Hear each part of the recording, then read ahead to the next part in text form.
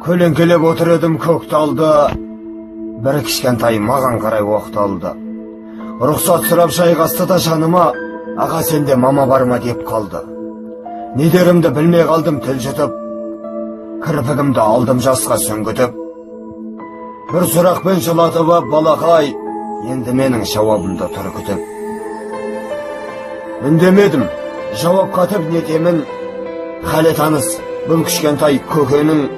Анам бар деп айта алмадым амал не, білем оның анасы жоқ екенін. Анасы оның мәңгілікке аттанған, әкесі жоқ темір торда сотталған. Екеуінен бірақ темде көз жазып, жетімсіреп қалған сол ғой тәтті арман. Бүгін кешке мамам үйге келеді, деп балақай тәтті үмітке сенеді. Мамаң сенің жұмысына кеткен деп, атасы оны алдап қойған себебі. Кішкентай ғой, оған қалай нанбасын, күніп жырау тағдыр басқа салғасын. Өзі жемей мамам келсе берем деп, бір қолына ұстап апта алмасын. Аңсап жырау, көрігісі кеп шамасы, кішкентайдың сағынышын қарашы. Атын айтып айғайлайды еркелеп, бірақ оны естімейді анасы.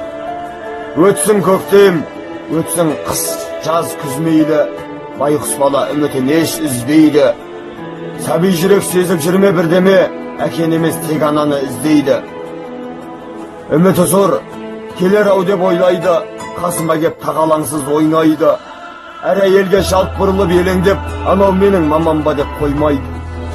Аяп кетіп, жүрек босап елжіреп, екі көзім жасқа толды мөлдіреп, мұңы қалың бұл сүйкімді балаға, айту қиын мамаң сенің сөнді деп.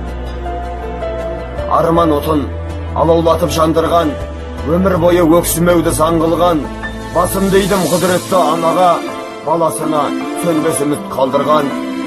Бір қалтаға кәмпит сап 15, бір қалтаға тығып тағы теңгесін. Байғұс бала күтіп отыр анасын, қайдан білсін бүгін тағы келмесін. Ештеме де айта алмадым балаға, жетімсіреп қалып кеткен далада.